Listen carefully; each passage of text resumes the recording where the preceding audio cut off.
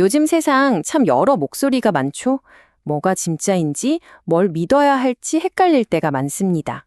그런데요, 이런 혼란이 비단 오늘날만의 이야기는 아니었다고 합니다. 지금으로부터 무려 350년 전에도 비슷한 혼돈이 있었거든요.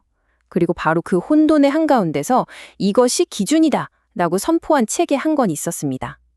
오늘 우리가 함께 살펴볼 존 오웬의 성령론에 대한 이야기입니다. 성경을 보면 이런 좀 따끔한 구절이 나와요. 우리가 받지 않았던 다른 영을 누가 가져와도 그걸 너무 쉽게 받아들인다는 거죠. 진짜와 가짜를 구별하는 것. 이게 사실 모든 시대의 숙제 아니겠어요? 그런데 우리는 왜 이렇게 쉽게 다른 목소리에, 다른 가르침에 마음이 흔들리는 걸까요? 그래요. 그럼 도대체 어떻게, 뭘 기준으로 그 차이를 알아볼 수 있을까요? 바로 이 질문이 17세기 영국 사회를 그야말로 발칵 뒤집어 놓습니다. 너도 나도 이게 바로 성령의 음성이다 라고 외치는데 사람들은 도대체 뭘 믿어야 할지 알 수가 없었던 거죠. 진짜 기준이 절실하게 필요했습니다. 자, 이 질문에 대한 답을 찾으러 가볼까요? 그러려면 먼저 시간을 거슬러 올라가야 합니다. 그 질문이 왜 그렇게 중요했는지 그 시대 속으로 한번 직접 들어가 보겠습니다. 바로 격동의 17세기 영국입니다. 당시 영국은요, 말 그대로 영적인 안개 속에 있었습니다. 청교도 혁명이라는 큰 사회적 변화를 겪으면서 굉장히 혼란스러웠거든요. 그러다 보니 사람들이 저마다 내가 환상을 봤다, 내가 예언을 들었다고 나서는 겁니다. 보통 사람들은 정말 헷갈렸겠죠? 이 모든 혼돈을 딱 정리해줄 명확한 기준, 그게 정말 필요했습니다. 자, 그런데 존 오웬의 답을 제대로 이해하려면요, 그보다 한 세기 정도 앞으로 가볼 필요가 있습니다. 모든 위대한 건축물의 설계도가 있듯이 오웬의 신학에도 아주 훌륭한 청사진이 있었거든요. 그 청사진을 그린 인물을 먼저 만나보시죠. 바로 존 칼뱅입니다.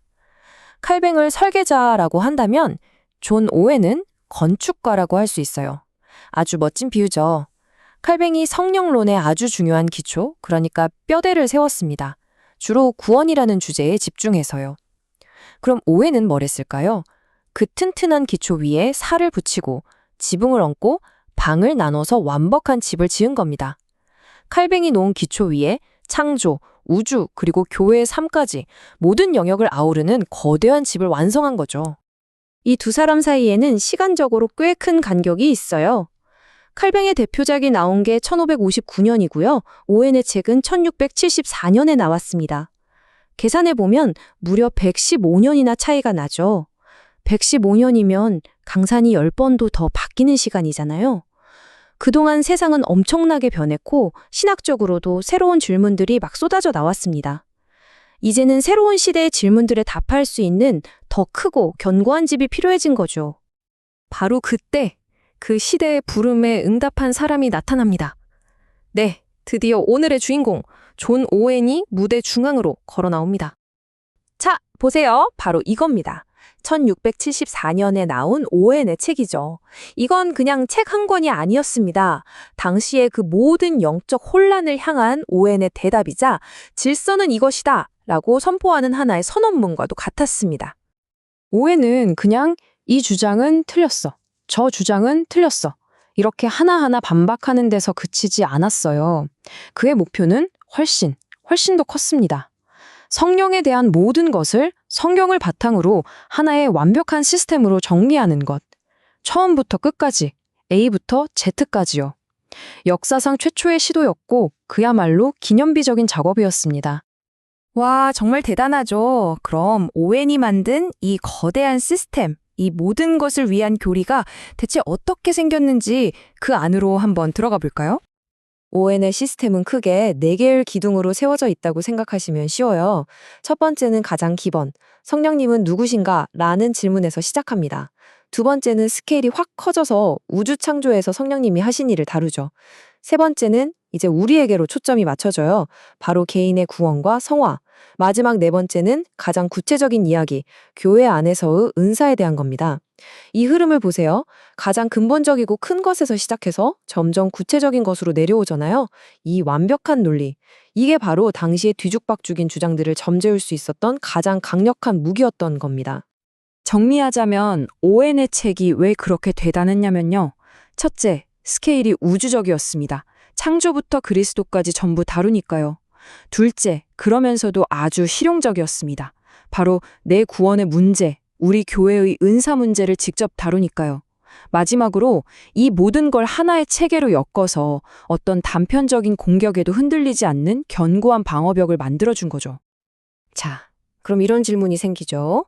그래서 그게 뭐, 그건 350년 전 얘기잖아. 과연 그럴까요? 이 책이 지금까지도 어떻게 우리에게 영향을 미치고 있는지 한번 보시죠. 후대의 유명한 신학자죠. 그리피스 토머스가 이런 말을 남겼습니다.